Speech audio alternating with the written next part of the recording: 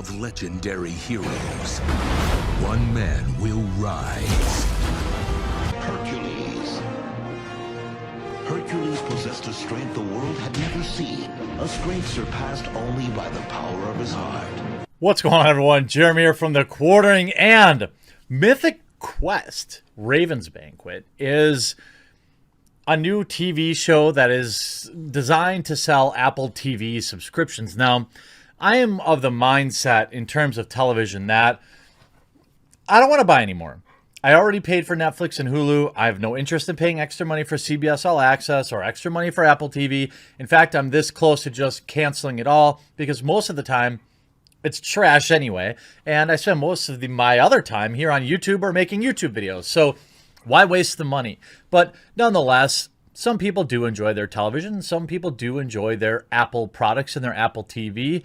And, well, they have this new show, Mythic Quest, which is kind of bizarre to me. I mean, I get it. Wanting to profit off geekdom is a time-tested methodology, as we've seen with Big Bang Theory. By the way, side rant, I strongly hate Big Bang Theory.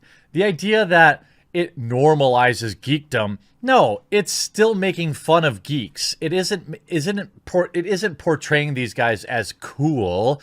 It's laughing at them. And that's exactly what Big Bang Theory is. And all I have to do is answer all sorts of stupid questions now from my boomer grandparents and parents about, physics and computers because they watch Big Bang Theory. God, that show sucks. The ladies are fine, though. Anyway, Mythic Quest, run by or starring the guy from It's Always Sunny in Philadelphia. I watched the original trailer, and I have a BA in Women's Studies. What exactly is Women's Studies? It follows the experiences of women and the contributions they've made to... Inquiry withdrawn. Oddly enough, there just weren't any laughs. Maybe I was just, I actually didn't know. When I first saw the trailer, I was like, oh, it's like they got some Ubisoft kind of combo thing going, which is a little bizarre. And watching the trailer, it was almost like what people think being a game developer is versus what it's actually like. One scene of the trailer has somebody walking in and they're like stabbing some sort of machine with a sledgehammer, having some sort of freak out. And then they have this they're trying to monetize Twitch streamers and I get it. I mean, if the show was on regular TV, would I give it a watch? Maybe. However, it would appear all the media around it seems to be going on the woke angle. In fact, the first article I saw on the show was Mythic Quest, how it deals with the bad guys from WW2, Crunch, and more. How Apple's Mythic Quest handles gaming's controversies. Pass. I mean, that's a hard pass. Nope, I'm out. It's like that baby walking in and be like, bloop, not interested. Apple TV Plus is preparing to launch the newest series, Mythic Quest Ravens Banquet, a workplace comedy that takes viewers inside the development of a massively multiplayer online RPG. While finding the humor in video game development industries is the show's first priority, the project also gives Mythic Quest's creative team the ability to comment on a number of issues in the gaming and tech industries that they actually face on a regular basis. Quote, "This was really just a function of making it feel authentic. It wasn't really that we wanted to look for hot button issues per se," co-creator, executive producer, and star Rob explained during a group interview at the TCA Winter Press Tour. It was that we were asking ourselves and asking co-producers, Ubisoft, and asking other experts that we brought in, what are the things that we're dealing with, every other workplace is dealing with right now, and what are the issues that are specific to the gaming community and the gaming industry is dealing with right now, because we want to feel authentic to their experience as possible. Next sentence, you want to pay attention to this. He continued, "It just so happens that Nazis are infiltrating social media."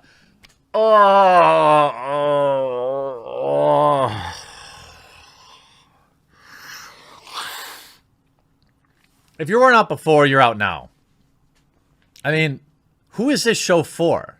And it's something that lots of social media companies are wrestling with. Indeed, an early episode in season 1 sees the Mythic Quest team try to figure out how to handle an influx of white supremacists using their platform to congregate.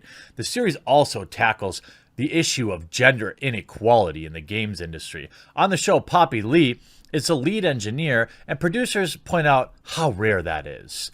We have obviously a cast that has lots of women in it, and the only way to be authentic about that and not be like, oh, this happens everywhere in gaming, was to talk about how unique it was that Poppy's in her position. To talk about how the other 3 women that we have on the show are in the lowest level positions of the company.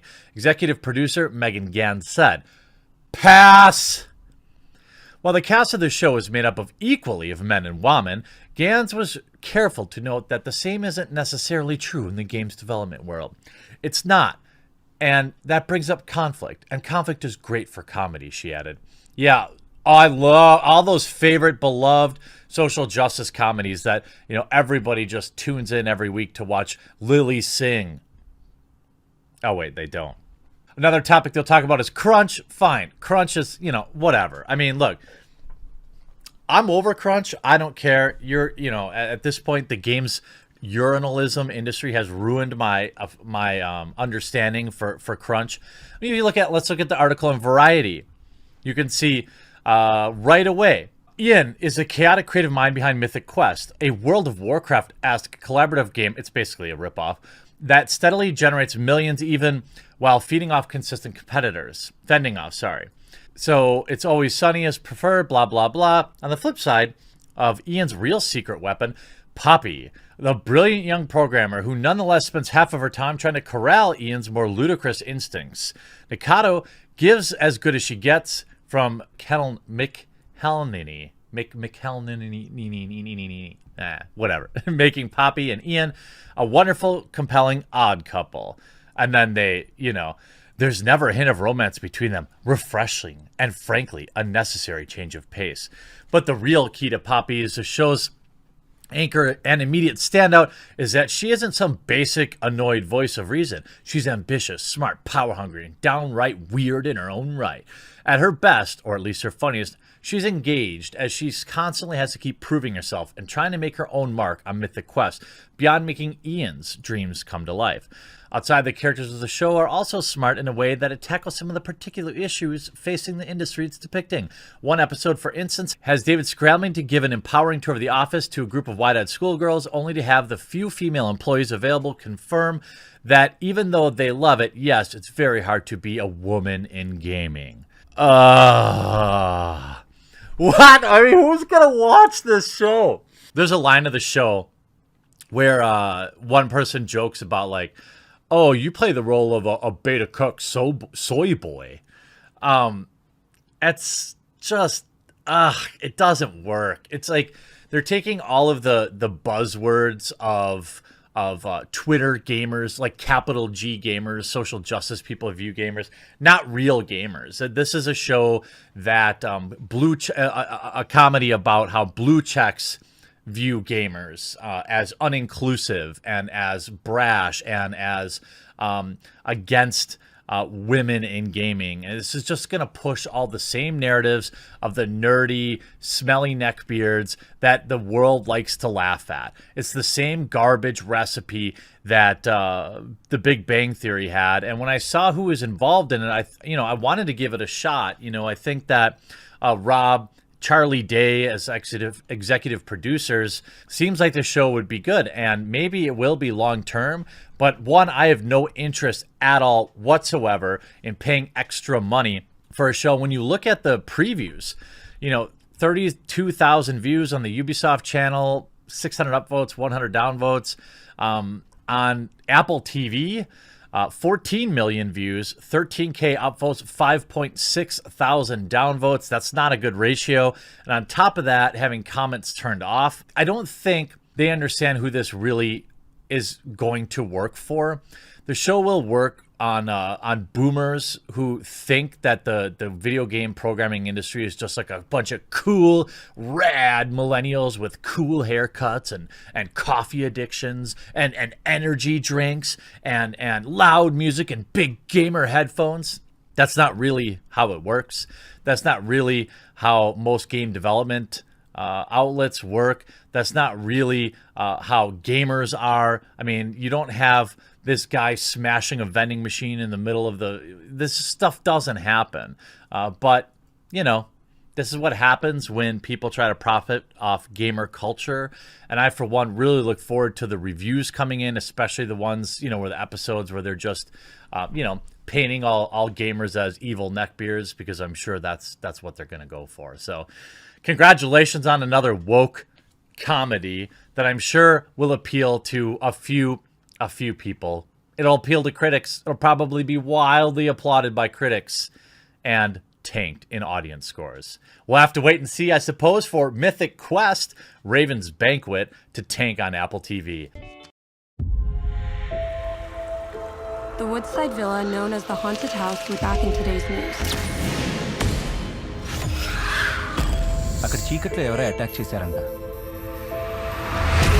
కానీ ఎవరో ఏంటో కనిపించలేదంటున్నారు.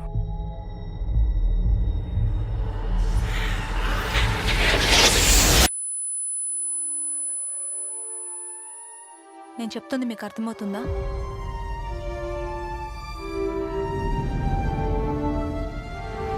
ఒక ghost ఇదంతా చేసిందని accept చేయడానికి నా sensibilities ఒప్పుకోలేదు. నిన్న నీ బెస్ట్ ఫ్రెండ్ సోనాలి ఎందుకు రాలేదు?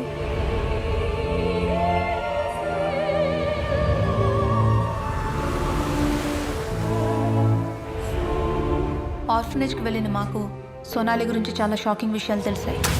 ఇదంతా ఓ 25 ఏళ్ల అమ్మాయి ఒక్కతే చేసిందంటావా? ఎవరో తనకి సాయం చేస్తున్నారు.